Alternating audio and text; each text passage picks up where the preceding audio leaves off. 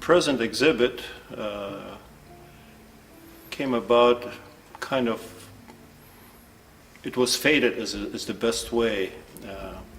In 2015, in the spring, a Kalmyk scholar in Russia, Tamara Basangova, asked me to retain materials that we had in regards to the folk festival in 2011, in which we honored the Kalmyks.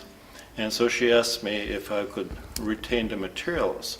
So Dr. Gillespie of Rutgers and I talked about it, and we decided probably the best thing to do is to form an archive at Rutgers if it became possible. So Dr. Gillespie made a appointment with Ron Becker of the Alexander Library, and we talked to him, and he was very enthusiastic and very supportive of the possibility of having a Kalmyk archives here. Now, the Kalmyks are Mongolian people who've lived in Russia for about 400 years now, and the majority of them, I believe, immigrated in 1951-52 to the United States, and most of them settled in New Jersey, some in Philadelphia too. And then there was another wave of recent immigrants from Kalmykia in the 1990s. So they're a small Mongolian group that are not known very much outside of their own community. And so we thought this would be a very interesting facet of New Jersey to present, and so did Ron Becker. So after that, we decided, how are we going to start this? We needed some money. So we went to Rick Lee with the International Relations Group, and we talked about it, and they had a grant possibility for us. And we talked what would be the best thing to do to highlight what we're doing. And Rick suggested that we do a little exhibit, and suggested that we talk to Kai Odenda of the Douglas Library. And so we did that. And again, Rick Lee was very supportive, Kai Odenda was very supportive. And so we had, I wrote a grant, and it was awarded.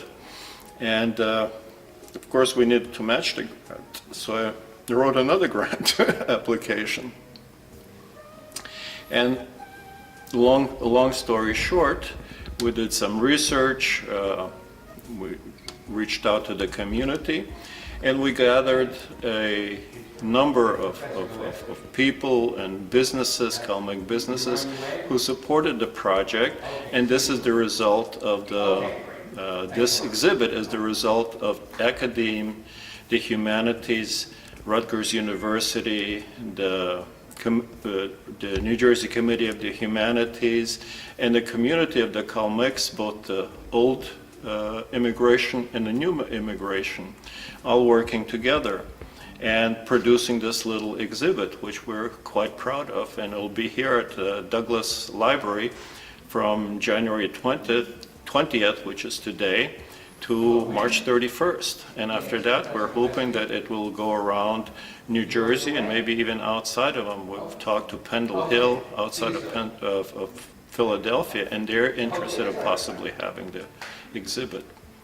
The exhibit touches on a number of important themes. The Kalmyks were nomads, and now they're undergoing, like many of us, the urbanization, process of urbanization. So this is the title of the exhibit, From Nomadism to Global Urbanism.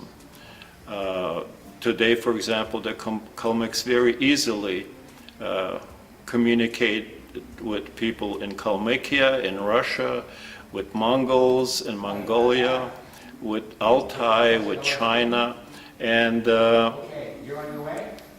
it's all part of the globalization that's happening to the world.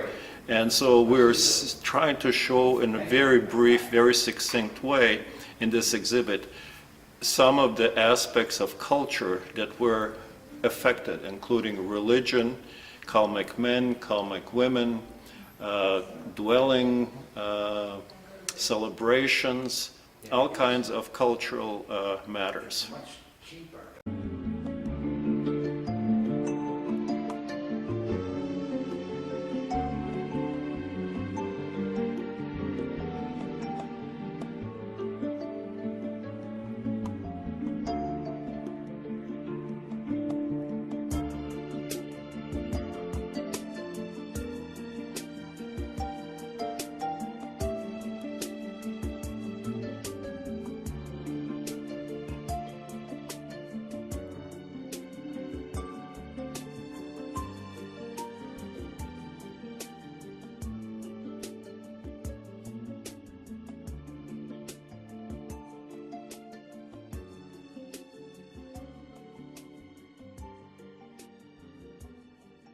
Thank you, Sasha, for this opportunity to say a few words about the exhibit that's being held today at Douglas College Library, Friday, January 20th, 2017.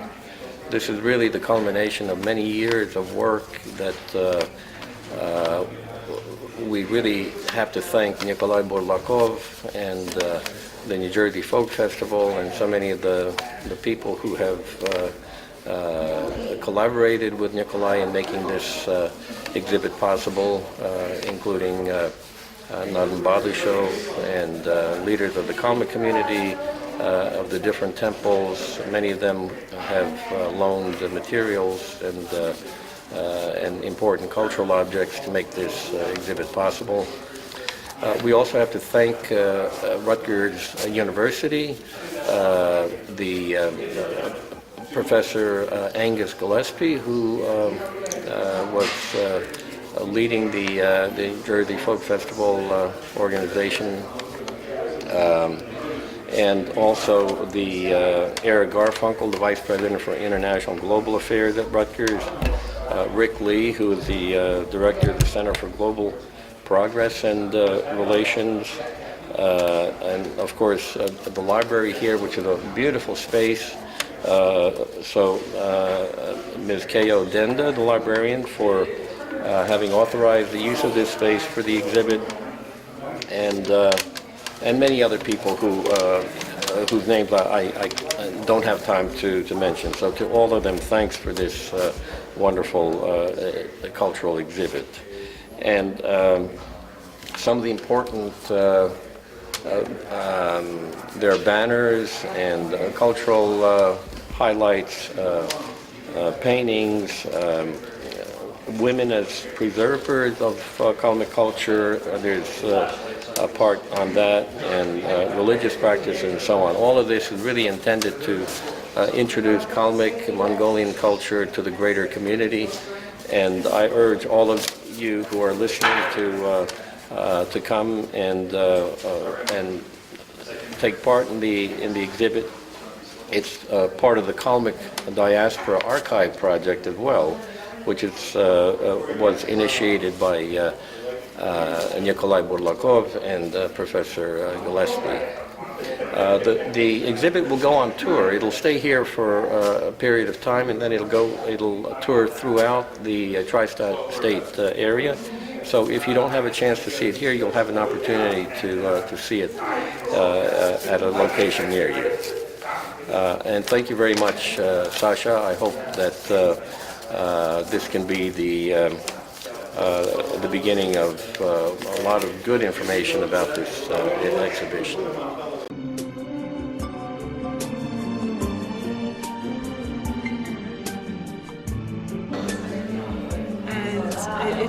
It was where I began the journey, you know, and it was where I began the posters, and this is what started it all, and I just love this poster. I took a picture, I think, beautiful, I love it. And what about the bottom of that picture? The bottom, yeah. That was from Annie Kelton. She had a vast majority of pictures. The majority of the pictures were hers, and she allowed me to use them for the posters. And she just has, she has pictures from her family, and she has pictures, you know, from other people who gave her pictures, and she's been to the different places like Kalmykia and whatnot. So she even has newer pictures, and you can see some in like the Kalmyk dwellings. There's a picture there that has a ger that has it's all decked out for wedding. You know, so there's the traditions are still going on, but now they're just adding a little bit more to it. You know, so I love it. I just love it. And then picture of the top. That was from Nick. Yeah. Oh, okay. Yeah. He had that picture, and he had them all in this one file that said Garo on it. And so I used some of those pictures from there. I used all different pictures from all the different files and all the different people. I had some of my my pictures, you know, so it all came together. And there's a temple. Temple, that was the first temple. The first temple was in Hollow, East 3rd Street, right? Yes, it was, I belong to Tashi, it was Rashi Hong Kong.